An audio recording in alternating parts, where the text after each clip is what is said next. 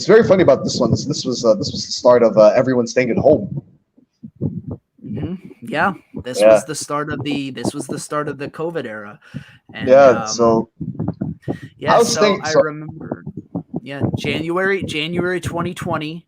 I make the call like I'm ready to get back into it. Let's go back to Omega, and how'd we get there? All right, let's talk about how we got there. So, this was pandemic era, so everybody had to stay at home. And Keith and I were shooting because we were about to come back. So we were about to come back to do the pandemic season. And Keith and I were shooting shit.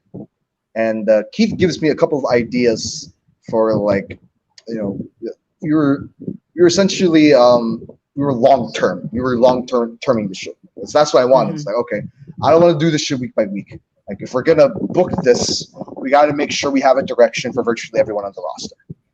Right. And we were like, okay, what's a good tag team? And because I'm specifically interested to hear how this idea came to be. So you're like, what's a good tag team? And Keith was throwing some names out there. It's like Blair. Blair's a good guy for it. It's like, okay. I started scrolling your stuff, and I see this guy named William Pentega was posting some stuff, and it's this Crimson Wolf. It's Crimson Wolf. And I see like a couple of promos, and my eyes widen. I'm like, wait a second. I go back. I watch one of your shit. And I go back to the computer. Yo, Keith, let's have this William Pentega guy and TJ Blair team up because they share similar gimmicks.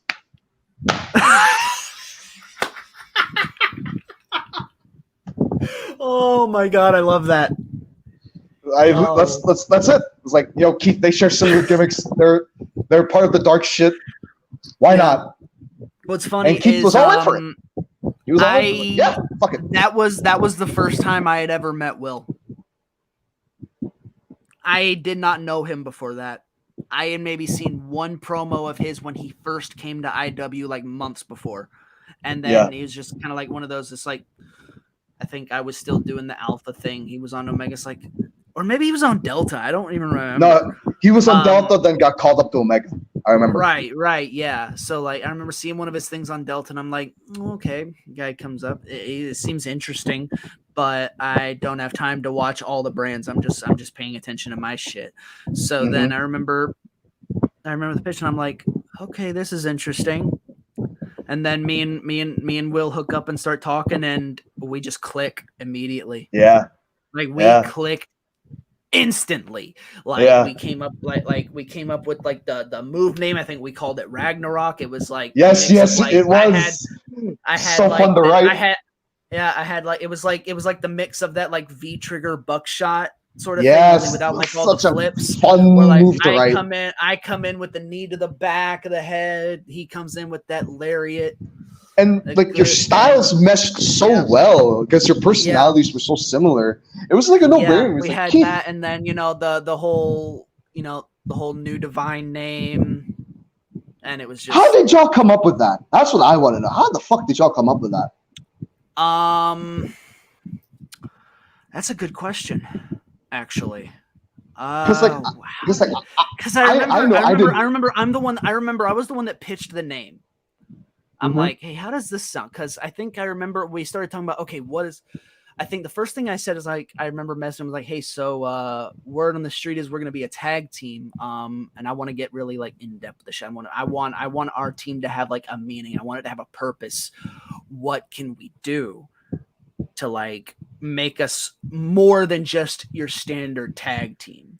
Like, we need to be more than just. That's what I wanted. It's the team of TJ Blair and Crimson Wolf. We need to have a purpose. We need to have a goal, a mission.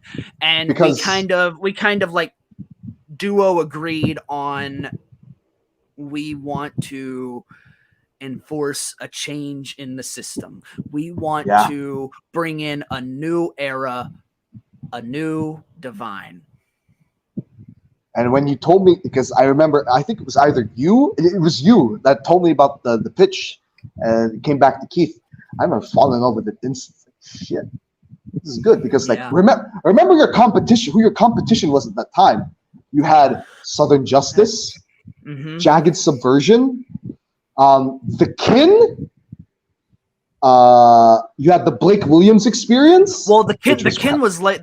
The kin was later. Right? Yeah, the kin was later. The kin was way later. Like we're talking like early, which was I remember the way we I remember the way we like set this up because I think I did occasional writing sometimes on the shows. I did write occasionally. Before I asked you to do it full time. Yeah, like I think I'd like, hey, like I've got sort of a vision for like ways some of this could play out. You could just write this stuff out and just send it to you. And you can put it where you want. And like, yeah, sure, go for it. So I remember just writing some stuff up to kind of like set the tease up. I remember like writing like some like backstage stuff, like meeting with Wolf backstage and be like, you know, we don't have to follow the order. We can break the chain and make a new order and whatnot. And do you know who wrote that segment? It kind of went from there. You know who wrote that segment? It was you or me. It's me. Okay. I wrote that segment. Okay. I wrote that segment. I remember I wrote something to that extent early on. I think I might have. I don't remember what I wrote that kind of set up for that. I remember writing something that set up to that moment where we're like, the mission is where we make our mission statement, and then it was gonna just be the two of us for. I guess it was gonna be the two of us for the long haul. Yeah, because like it was essentially, it was Omega's version of the Dark Order, but better. But better, because at that time the Dark Order was this was before Brody Lee came in. Because I remember you pitched to me the idea of the Sublime One. You were the one that pitched that to me. Well, I remember. Maybe it was. I know Will pitched it to me and said he had someone for the role. Yeah. So then I think he brought it to me, and then I brought it to you. Yeah. And I was like, oh shit. Like, who could this guy be that can match these two's like edginess?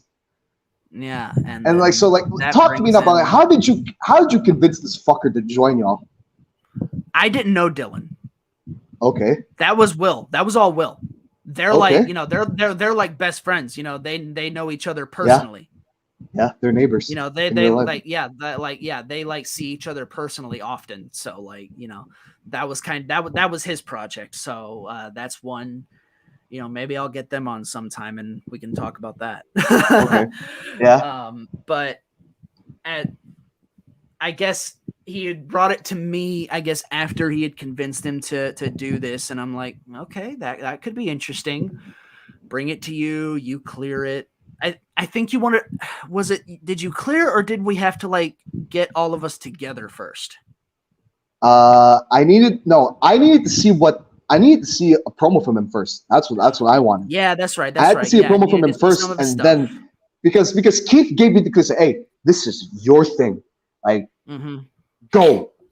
Whatever if this falls through, that it's on your ass. That's what he told me. So this was was the first main project. We were like the Mick Foley to your Jim Ross. Yeah. So like everything that had to do with your creative direction, that was all on me. So I had to make sure I did everything in my power to make sure you guys weren't pissed off at your direction, while also giving you shit to make you guys work for it. So yeah, because like you kept us in the loop 24/7. Yeah, like we always knew, like you know, we didn't always know like every little painstaking detail. Obviously, we didn't want to know everything start to finish, but like we knew enough to know that okay, like we're not gonna get fucked with here. Because that kind of gave way to arguably I would consider up there in like top 3 of the best run I've had. Yeah, I personally put this on one of the best factions in EFED history.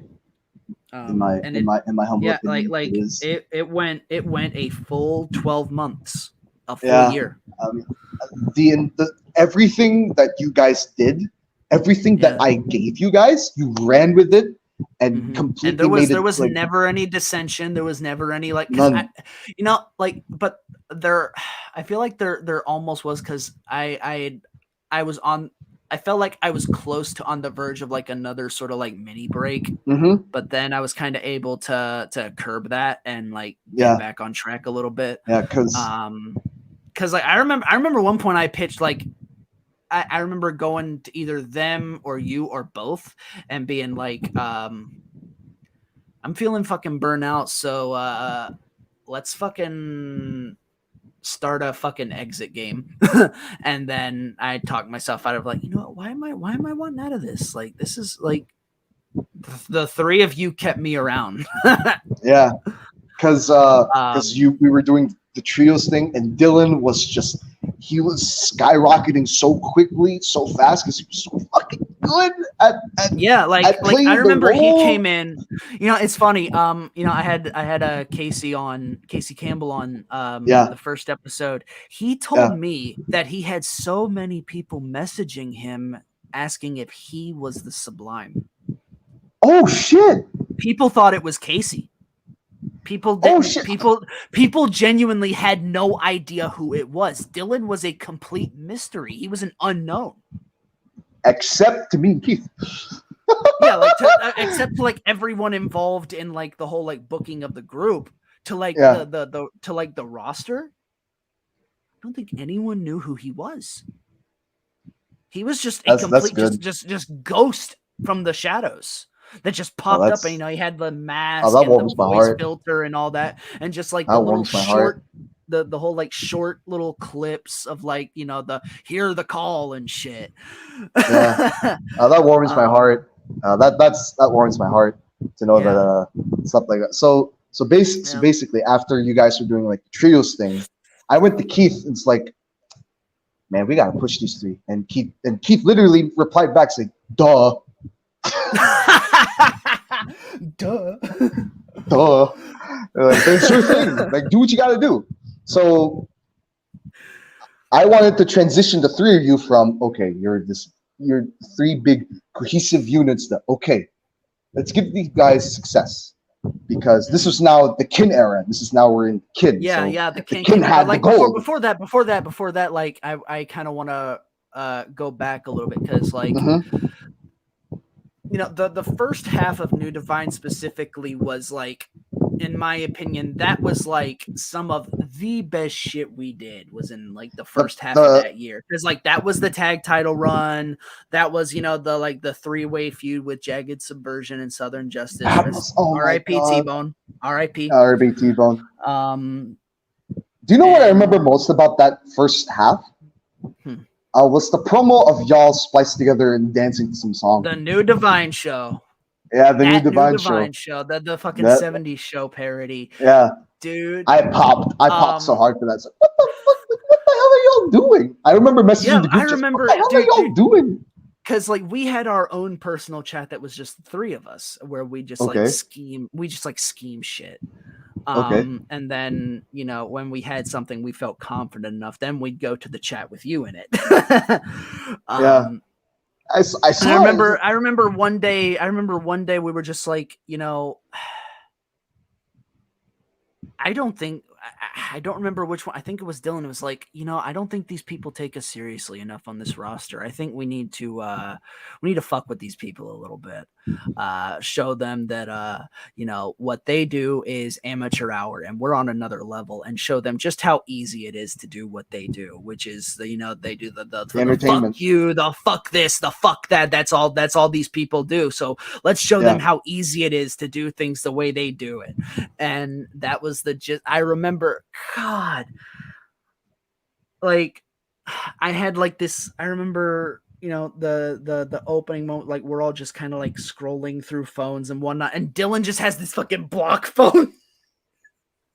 I remember He's that. just I like popped pulling up hard this for that. block phone, and like I've got this tiny little like mini phone that's like way past date. I think I might still have that phone somewhere. I don't even know if Will had a phone or if he was just like blocked out enough to where you couldn't tell if he was holding anything or not. And then Yeah, that was one of that was like that video, I think, kind of made us. Yeah, I Kind of agree. got people looking at it because like people saw it and then they started sharing it Yeah, to like the other because pages, and then it was people on different. the other brands were seeing it. Yeah. I remember at one point there was, I don't remember the genesis of it, but there was this little like joke group that was started up just for shits and giggles called everyone's a winner wrestling or something. Yes, I was ran And by Nick White. it was just Nick a little, White. it was just a little Nick White joke ran that parody thing. group. Yes. Yeah, and it was just a little like everyone was just in there trolling. And then Yeah. I think I just randomly posted that in there, and then people are just like, what the fuck are y'all on? Like, this is like next fucking level shit. And I'm like, shit, man. And then yeah, that first half was like, that was Yeah. pure magic. Yeah. So Pure fucking magic. I knew like once you guys dropped those tag belts, that this was like the big hurdle. It's like, okay, these guys are gonna drop the tag belts. What direction can I put these guys into where it feels fresh and to where these guys can still remain like a cohesive unit without having to like be together all the time.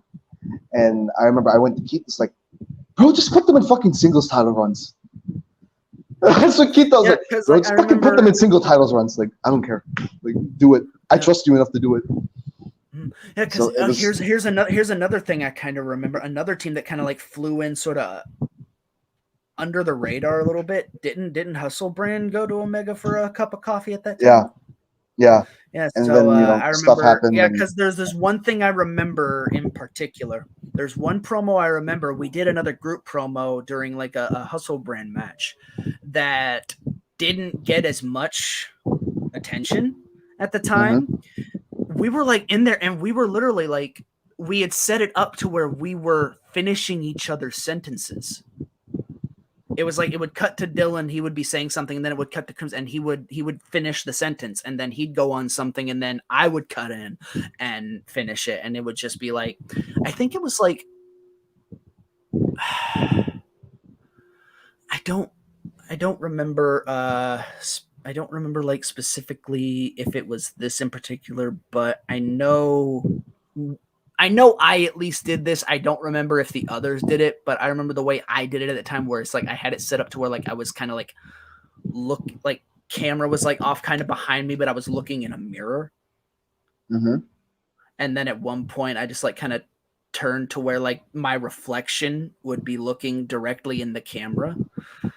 And it was like, that was another one that was like we just had so much special shit. And then one by one, we all started picking up gold. Yeah, so that was the important part of it. Was like I had to make sure these guys were in prominent spots. That way, they lost would know that, hey, these two guys, they're the future, man. They're the future. So the thing for me and Keith is, okay, which spot can we put each of these three individuals in to where it would not only elevate them but elevate the titles that they're going to be put on. Oh wait, Dylan, I forgot something else. President Mason. We're gonna get there. Yeah. So for Dylan, I had to put him in the Extreme Championship picture, because who was holding the championship at that time? It was James Park. So I had to get the Extreme belt off of James Park because he was also the tag champions with KG. So I had to get the Extreme belt off and say, okay, perfect. Yeah, Mason and Park, these two are fucking perfect. Let them fight out for the belt. For Will, I placed him in the primetime championship slot because, okay, Keith and I need someone who can bring that championship to prominence. Put him there. Mm-hmm. Then you. I came to you and I told you. Yeah. Keep going. Yeah. So I came to you. I told you the the idea, and I told you the direction, and I think I was just telling you like, hey, you're gonna be placed in this direction. You're gonna be placed for the United States Championship, and and this is so sad. Who did you win that belt off from?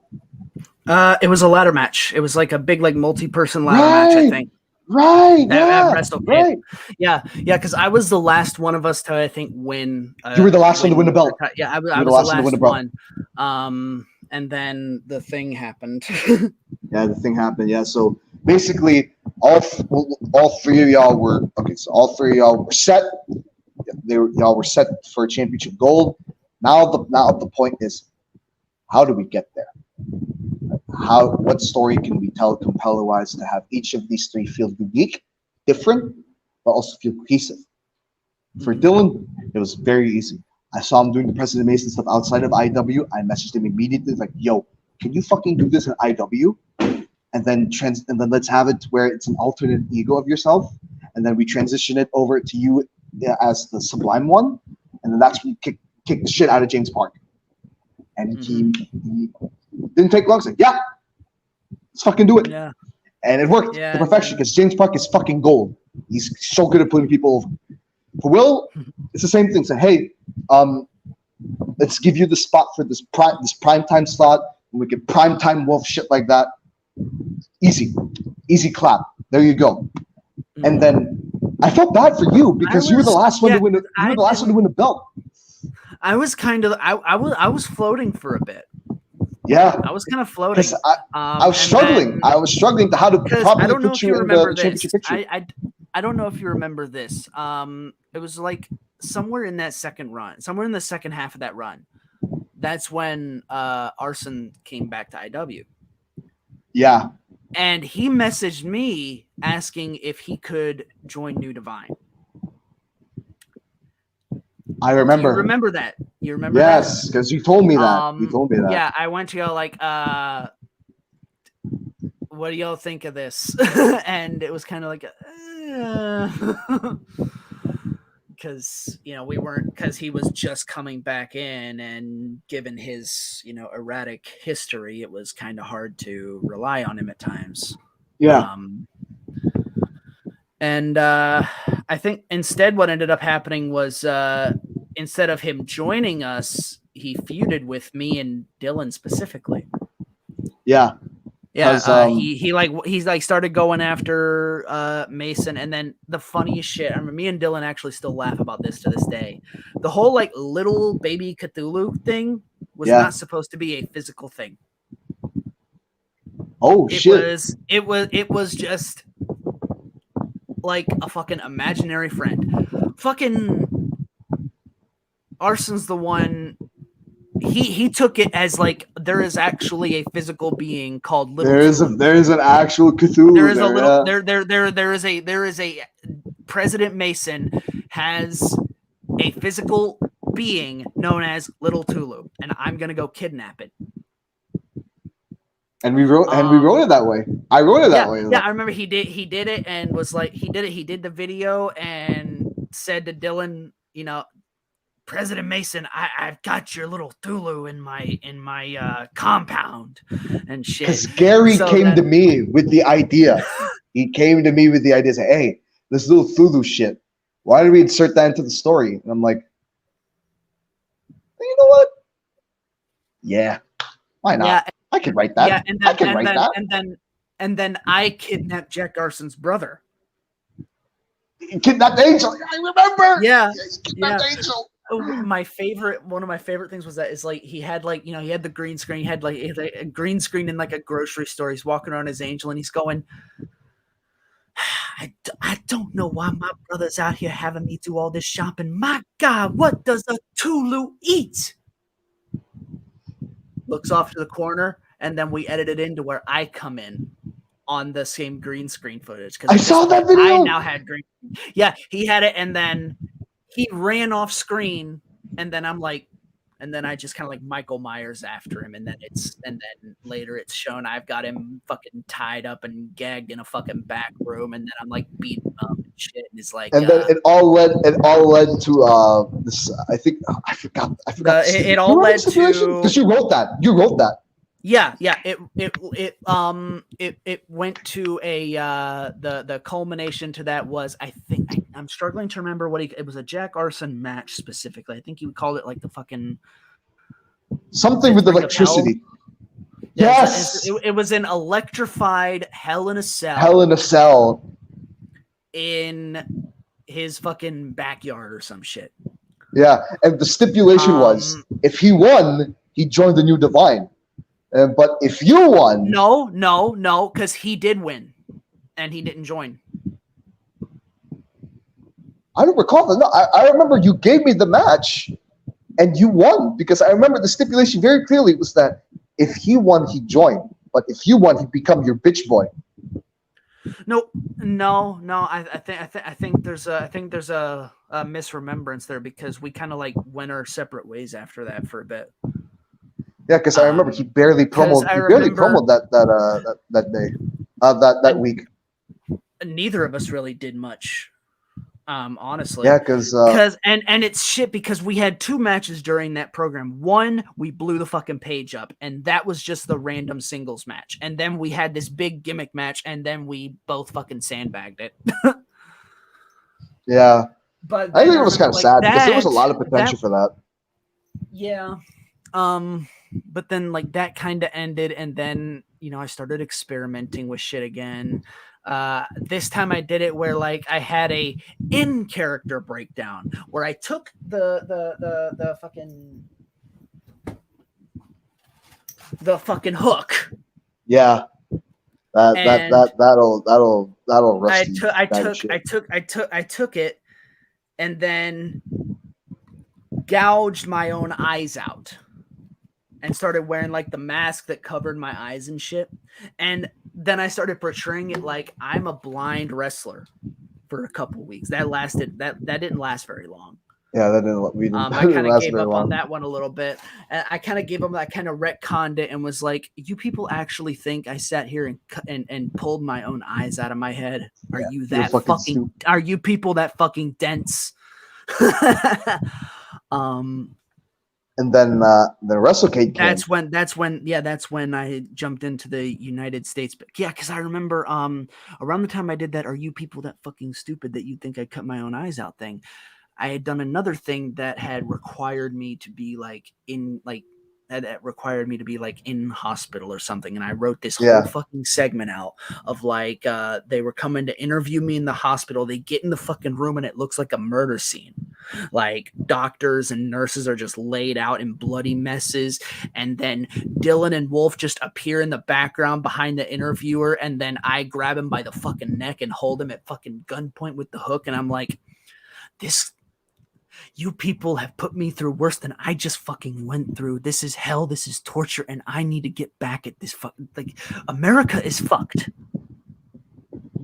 The American system is fucked. And now I have my target to change. The United States of Panic. You told me that pitch. And there's a bunch of voice messages too, I remember. Yeah. You sent me that pitch, and I'm like, fuck, there you go. There you go. So we had the multi-man match for the title, and I told him like, was in it. Yeah, Woods was in it. Jeremiah Woods was in it because we had to give him something. Yeah. You had to give him something. Yeah, before. I do remember he was in there. I don't remember who else was though. I don't remember. Yeah, there was a bunch of people, and we told him like, hey, Arthur's winning. Yeah, Blair's winning because we have this thing for him for next season. So now we get here. Now we get here. This is sort of the heavy stuff now. So now all three of you are champions. Sean Jackson is the world champion. He's about to have the feud of the year with Jeremiah Woods. Me and Keith, we had this big creative long plan on what life would be like after each of the three of you were champions. And trust me, there was a very significant shift in what I wanted each of y'all to do that may or may not have involved the World Heavyweight Championship. And then I came to work. I remember vividly. It was a week before Christmas, I woke up and my phone had a bunch of messages and a bunch of notifications of people leaving the group. It started with KG. I had messages from Keith, and I saw personal posts from Dylan, from you, and I think what really threw me off the edge was Sean Jackson posted the picture of Edge putting down the World Championship when he relinquished it in 2011. He posted it in the Omega group. I didn't know that because, like, I remember I just kind of like silently dipped, and I think I did message you and like, sorry, brother.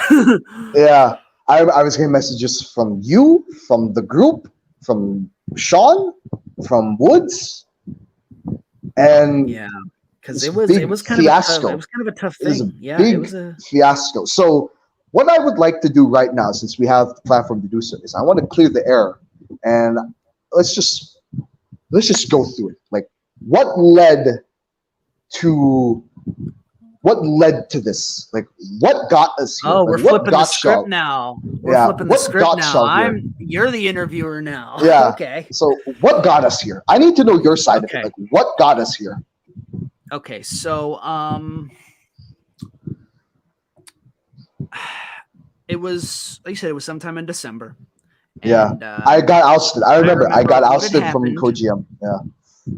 Yeah, we had found out that first we had found out that Will was getting sent to Alpha. I did not know about. Me and Keith did not know about that. Yeah. That pissed us off. Nobody knew until he told us. Yeah, that pissed us off. That pissed us off. Yeah. He told us, and then we went to then we went to you guys, like, hey, what the fuck is this? And then you were like, what the fuck is this? And then a bunch of drama started going down, a bunch of shit started happening, like rapid fire, like rapid fire. That fucking Uncut podcast happened. Yeah. And when David was coming back. I'm cool with David now. Yeah. All is well. All is well, yeah. But it is history. It happened the way it happened. And I am going to say things the way they did. He put his foot in his mouth plenty of times during that. Love him or hate him, I don't remember everything that was said, but I remember a lot of things that were said really rubbed a lot of people the wrong way. I think when he told, there was a lot of personal stuff that was aired out. I'm not gonna dredge all that. I think I know the moment you're talking about, but I'm not going to discuss it because it's neither. I know the moment you're talking. I know the exact moment. There were 3 or 4 big moments. There were like 3 or 4 big things that pissed a lot of people off. Yeah. And then one day KG hits me up, and first it was weird because first he hits me up and he's like, hey man, so funny story. I had no idea you were from Kentucky. I hear your accent and I think you're like from one of those like California bros or something. So it starts like that because I had actually never spoken to him before. This was our first interaction personally. Okay. What was this? So then he says that just random thing, and then he breaks into the pitch. He says, "We got this thing we're doing. Call me up when you get a chance to talk." So I'm like, "Okay, I'm free right now." So gets me on a call, and he tells me, on this specific day, I don't remember what day it was, but on this specific day, we've got a group of we've got this big group of people, and on this specific day, we are all leaving silently. None of us are saying a word. We're not making a big fuss about it. We're just going to quietly leave, and then we're starting up our own thing. And then he started listing off all these people that were involved in the what has been dubbed the fucking Exodus. Started running off names like fucking Joey Taylor, Brian Aldridge, Sean Jackson, Jeremiah Woods, Dylan, Crimson, fucking Hayden, Conrad, Tyler, obviously. I mean, he Ryan. He ended up Ryan, yeah. Tyler didn't last long in the initial run. He ended up going back For a very little quickly. bit. For a little bit.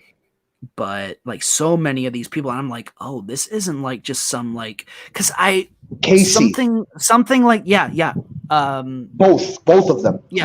both Casey's, Moran and Campbell, like all these big players, and I'm like, yo, what the fuck is this? Like, this is like, because I remember like a year before, someone else had tried to do something very similar, but all they had were like little names. I remember the three who were like kind of pioneering this particular one were like big, but then everyone who was involved were like, from what I remember, Small just a fish. bunch of like shrubs. Small fish. And it didn't work. So then he starts listing off all these, because I asked me like, who all is involved in this? Because I'm not doing anything unless I know who is involved in this and if this is like a serious thing. Because I was burned out anyway. I was like, I had kind of talked it into my head of like, I'm gonna ride through whatever the story is looking like, and then I need a break. Because I was kind of running on fumes. So starts listing all these names off, and I'm like, yo, this is like big stuff. And I'm like, okay, let me think on it. And then I immediately went to Will about it, and I'm like, yo, KG, put your name in on this. Talk to me, tell me what's going on. And you know, he explained his, I don't remember everything. I don't remember everything he had said, but what he said was kind of enough to, you know, convince me that like, okay, this is a thing. And I'm like, you know what? Screw it. I'm in. So on that specific day, whichever one it was, you had everyone, keep in mind, you had both world champions of both shows, Alpha and Omega. Joey was Alpha champion. Sean was Omega champion. Both left. Dylan was still Extreme champion. Will was still Primetime. I was still US. We all left. Like, it was a silent fucking bloodbath. Really. Yeah. And then that's when the whole HSW thing came to be, and it lasted about a year. So that ordeal happened, and Keith and I were basically like, we were done. Me personally, I was done, because not only did that entire ordeal destroy everything that me and him built throughout an entire year, but it completely destroyed my confidence into thinking I could ever like become someone behind the scenes ever again. Because it just, like, you have to understand as well, Arthur, like the stuff that affected the people that were still in the group that wasn't a part of it. Right. Me, Keith, James. God, I felt so bad for James throughout that entire ordeal. Yeah, I figure because like he's been one of the day one guys.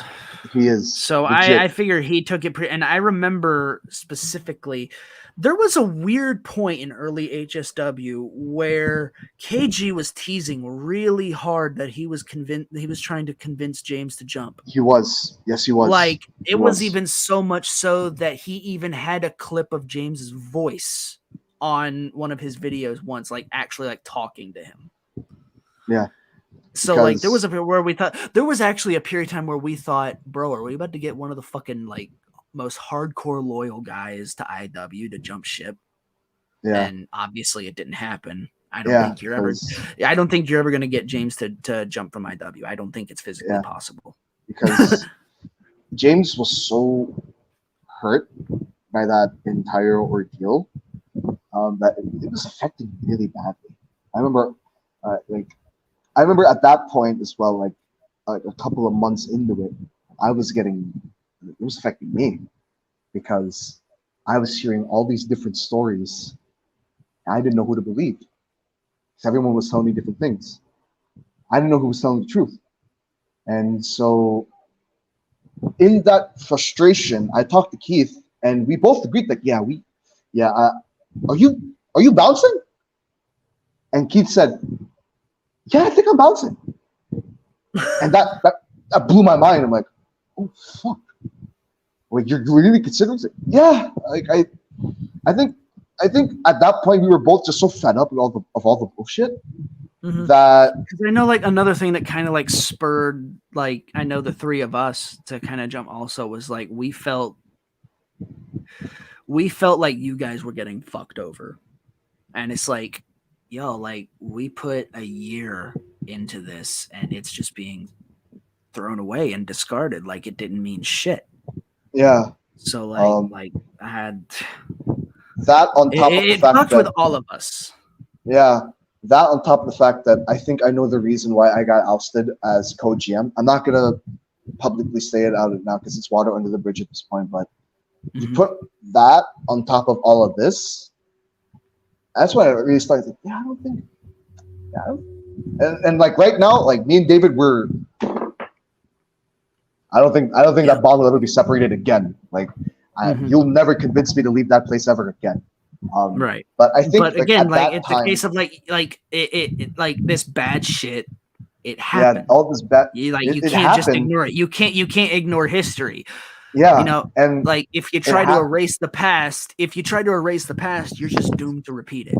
Yeah. So you gotta keep a semblance of the past in the back of your head. Exactly. So it was at that point. So it was at that point where I was like, I don't think David, like, this was me. It was me saying this, and then there was a problem. I was like, yeah, I don't think we're valued here. I don't think I'm valued here anymore. That's what I was thinking. And people that know me know I was one of the biggest diehards for that group because of what it did to me personally and professionally. And even I'm saying that, I don't think I'm valued here anymore. Why would I stay in a place that I'm not valued at? So I made the decision at that time to no longer be exclusive and start doing other stuff outside. And I started attempting to do the stuff outside. And at that point, I was just like, I'm just gonna leave. I'm gonna leave IW. Like, I'm gonna take the jump. If I sink or swim. And I found out that there's no other place that made me feel as much fun as IW had. I tried ACW. I tried HSW. I even tried RPW a little bit. It just wasn't the same. Right. And so that's when I made like the decision that, okay, I'm so fucking pissed off at all the lies and all the bullshit. I just don't want to deal with it anymore. So I just left. I left the hobby entirely. And I didn't make a fuss about it. And I moved on to something completely different, which was roleplay in a very similar instance, but I was done. And up to, I think, the early part of last year, I was content with just being done. Like, okay, I didn't have any important world championship victories. I'm probably not going to be the guy that people look up to as like this top tier talent or this top tier booker. I'm probably never going to be in the EWN Hall of Fame or any Hall of Fame, and I was fine with that.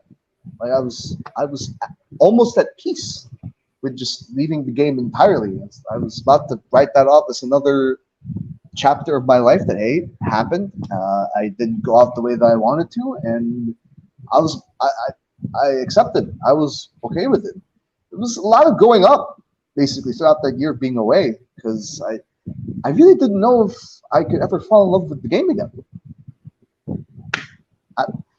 Wrong.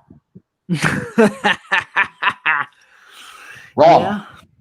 I was like, wrong. I kind of had a similar thing, like a year, like your kind of go away period was 2021. Mine was 22. 22. Yeah. I took a whole year because the more time went on in HSW, I was just feeling more and more like burned out completely. Yeah. And then I tried to like I know we branch out talked. and do some other stuff. I had tried to branch out and do some other stuff, pop up in a couple other places, Yeah. and it wasn't vibing anymore. And health wise, I was not in a good place health wise, physically or mentally in general. Yeah. Like physically, physically, I was fucking morbid. I'm sure you remember. I was Yeah. bad before I left IW. It got worse. Yeah. Like I look back at some of those videos from that HSW period, and I'm like, what the fuck were you doing?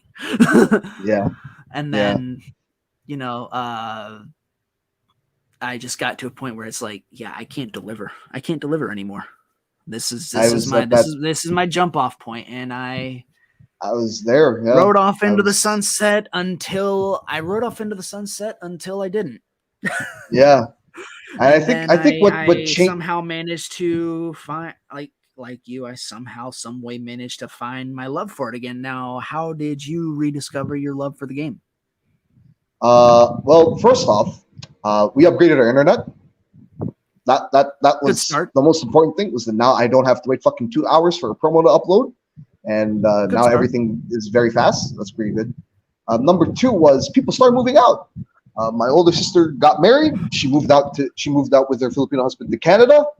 My aunt, God rest her soul, she passed away in 2018. So I took her old room downstairs.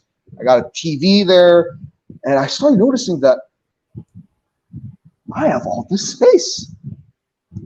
Huh. And I tested even more. It's like late at night. It's like, huh. No one's telling me to shut the fuck up. And I started working. Nobody's stopping me. I started working because I work for my dad. And I started earning money. And I'm like, I'm going to buy a tripod. I bought a tripod. I tested it. What the fuck? It's what the fuck again. What the fuck? I can move around. I don't have to put the camera on selfie mode anymore. Holy shit! And then I started earning again. It's like, oh my god, I could buy KineMaster Pro. Oh my god, TubeMate. I can have background music. No watermark.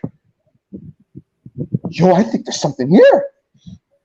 So I had to make sure first that I had the time, because that was the big thing about it.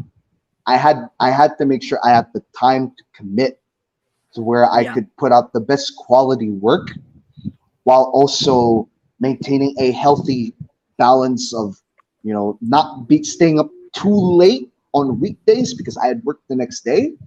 I had to make sure I was able to sort of be able to project my my energy the way that I wanted to, without disturbing anybody up here, while also not disturbing anybody next door. So I had to make sure I was able to do that at a proper manner at a proper time. So I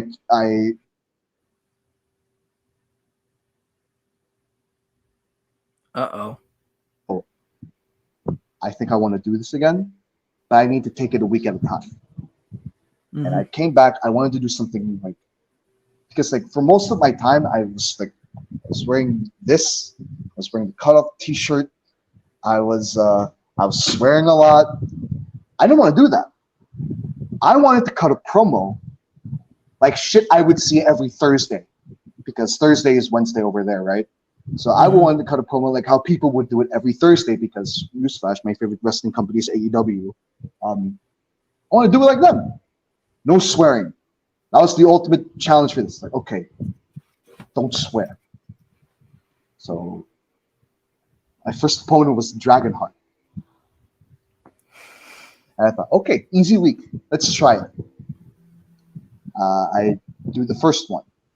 It's getting good reactions. And the second one, I'm not swearing. Third one, oh my god, I still haven't swore. Next week comes by, I'm still not swearing. And then as it progressed, I felt more confident in a way that I haven't felt ever, because I have all this space now, I have all this freedom, and I'm older. because when I was younger, I don't know what the fuck I was saying. But as I'm Yeah. older, the older I got, the more I learned about how to deliver your shit properly and how to deliver it at the proper pace, at the proper emotion. So I just got better. And then it just got to where, shit, this is okay. Yeah, this is addicting again. This is fun now.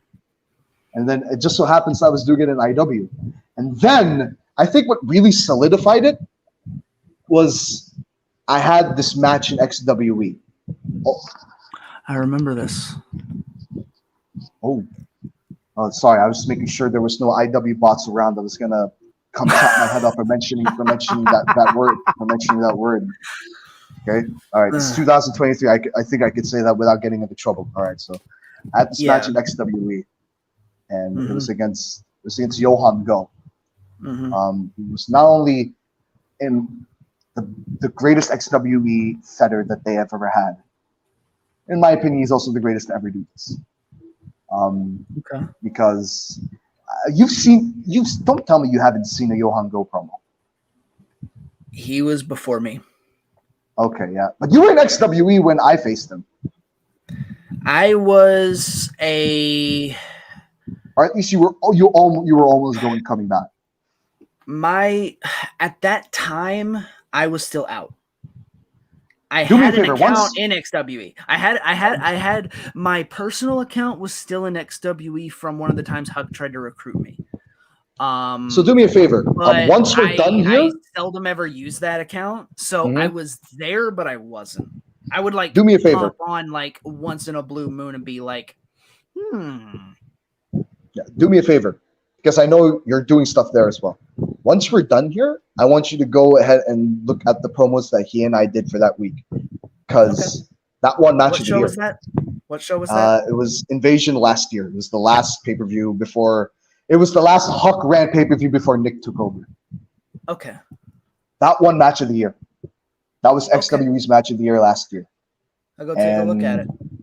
That was the very first time. It was the very first time that I actively put in production value into my work, because I finally had all the tools that I was lacking before I could originally do something like that to express my creativity the way that I did.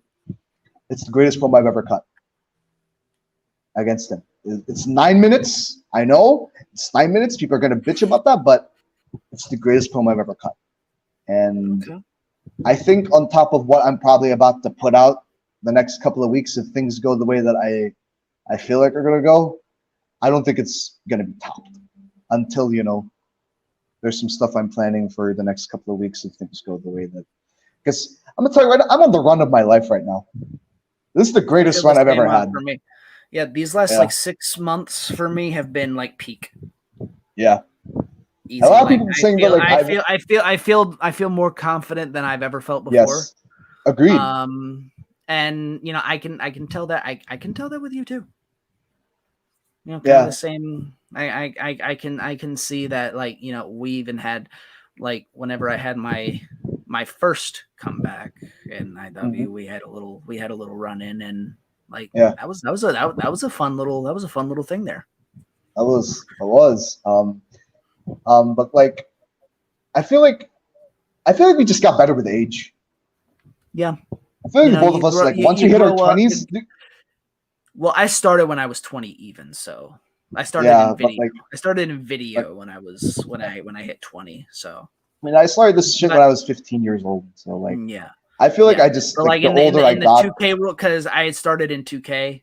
I was like 13, 14. So yeah. So like, once I hit my 20s, I knew what the fuck I was doing. Now my God, I've been in this for 8 years now. This is my 8th year in this entire hobby. 7 because I wasn't a part of this in 2021, but 8 full years in this shit now. And this is now on my 8th year. This is the best I've ever. I'm on my best run, and I think it's only going to get better from here. Honestly, I hope it does. I'm just so grateful. I'm so grateful for all the stuff that I've learned throughout all these years, all the people that I meet, all that I've met, all the friendships that I've shared throughout all this time. James Park, I talk to that guy virtually every day. Same with Keith. Those two guys they're closest group that I have to family at this point in terms of like EFED camaraderie. And you, to be honest. Like I think the three of you at this point are the only ones that I got left that I'm like severely close to, that I can talk to about virtually anything and everything without making it feel like because like after the Exodus, I didn't talk to James Park for an entire year because he was mad at me. And then when I came back, he started messaging me again. It's almost like we never drifted. Same thing with you, and same thing with Keith. Yeah. So I think now it's like it's a really good time right now to join the hobby. Yeah, I feel like we're in the midst of an EFED renaissance right now. I agree. Like shit in general over because I keep my eyes on like because I'm not doing the whole exclusive thing right now. I'm kind of floating out and like kind of venturing the world and like I honestly, understand that. I think right now, just in general, this is probably the healthiest I've ever seen the hobby. I agree. Like there are so many good people roaming the community. It's insane. Yeah. Me personally, like, it's a new boom period. Yeah. I mean, for me personally, like I always believe in this. I always believe in loyalty. I always believe that loyalty will get you rewarded. And for me, it's like there is no other place for me that's besides IW. I don't enjoy, like it almost feels like jaded hosting a promo outside of IW for me because it's not the same. And even when I came back now, it still doesn't feel the same. So I think like for me, like the best quality work that I can put in is when I'm only focused into one place, because I'm very limited to what I can do creatively. I don't have a green screen. There's no space for it. My parents will fucking yell at me if I have this green fucking cloth I'm dragging around everywhere. It's like, what the fuck are you doing with that? Are you gonna clean that or not? And I'm gonna tell them, it's like, then throw it away. What are you doing that for your stupid role play stuff? Because they don't like the fact that I do this, obviously, because they think you're all bad influences. Okay, so I wait. Finish what you're saying. Yeah, but like for me personally, I don't see myself competing or doing anything else that doesn't have the IW branding on it ever again. Like I've learned my lesson. Like I learned my lesson. I listened to the wrong people. Not anymore. Like IW is my home. It's been my home, and I think it's gonna remain my home probably until the day I croak. Fair enough. There's nothing wrong with that. So we are at the 2-hour mark. Yeah. So probably need to be wrapping this one up soon, but I've got 3 things I want to touch on. Rapid fire here. Yeah. So first thing, just quick rapid fire right off the top of your head. Yeah. Who are some of the people that you watch the most of? Johan Go, Sean Jackson, and James Park. Okay. Now, which of those, if you could run something with them right now, run a program with them right now, one of them, who? Not a one-off, a full story. Sean Jackson. Okay. It's not the fact I'm facing him this week. I think there's some. Yeah. Now the last one, I'm gonna cripple you a little bit on this one because you talked about Johan Go earlier. Had something with him, not counting him because I'm assuming he's not around anymore. No, not anymore. He's too busy. Okay. He's doing a bunch of stuff abroad to be doing this. Of all the people who are no longer active, who's someone that you wish you would have had a chance to go with? Legion. That isn't okay. Legion. I faced him one time in a comp setting, and I think the judging was shit. I won that match, but I felt like I didn't deserve it because the judging was shit. The people judging didn't know what the fuck they were talking about, and they couldn't judge a promo worth a damn. But I think this version of me, I Mhm. feel like can stand toe to toe with Legion at his best. Okay. Okay. I feel like. Fair enough. Fair enough. All right. Well, I think that just about wraps it up for this edition of the show. I thank you for coming on and doing this with No, me. thank you. Thank you, Anton. I have to say real quick. I got this funny feeling that I'm probably gonna cut this into a two-parter. Yeah. But I have Maybe. to say I don't know. I'll play with it. Yeah. Before we go, I have to say something real quick. When I first met you, I thought you were British. Are you kidding me? It's probably because of the face. I thought you were British. I thought the name TJ Blair was very posh. I have heard Canadian. I have Yeah. heard California. I have heard Yeah. New York. I have Yeah. heard like I've never heard British. Yeah. That's Probably because of the face, and because I thought TJ Blair was a bit of a posh name. That was doesn't it? It does sometimes, but yeah. But basically, I'll have to tell you sort of the backstory behind the name. Yeah, probably not now because we're going way too long about this. But yeah, basically, what I'm trying to get at is I've known you basically for almost 4 years of my life. We're at this point, and out of everyone that I've worked with, both behind the scenes and on camera, there has never been a person that I thought was more professional, was more open, that was more giving than yourself. You were very open to every idea that we had. You ran with every idea that we had, and every chance that we got to promo against one another, we didn't have to tell each other a damn thing because that's how in sync we were. And I felt like there was a lot of missed opportunities if the Exodus never happened to truly see where stuff would have taken off. But I'm very glad that out of everyone that I have had the pleasure of writing for and doing stories in, your group was the best. It's my proudest moment as a general manager, as a booker, and it's also probably one of the proudest accomplishments that I've had in this game, honestly, because of how I was able to help you guys become the people that you were. I'll put myself over on that one, but it's more so like I'm so proud of how far we've come, both of us, and how come a long way.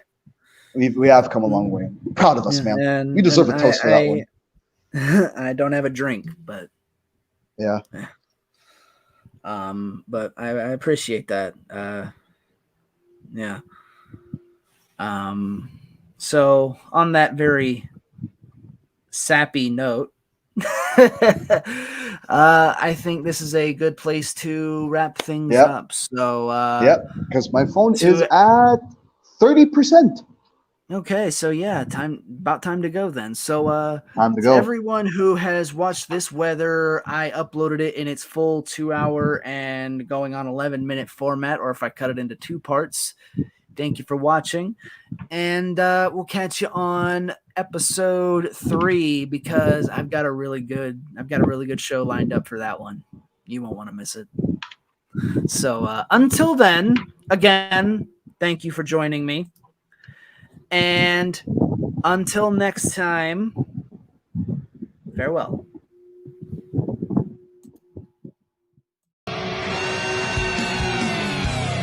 If you're someone who has some history or some stories in the eFed community that you would like to talk about on a platform, well, I've got the place for you right here on the Unplugged podcast. Just hit me up and we will schedule a show just for you. As always, thank you for watching and listening, and I will talk to all of you later on.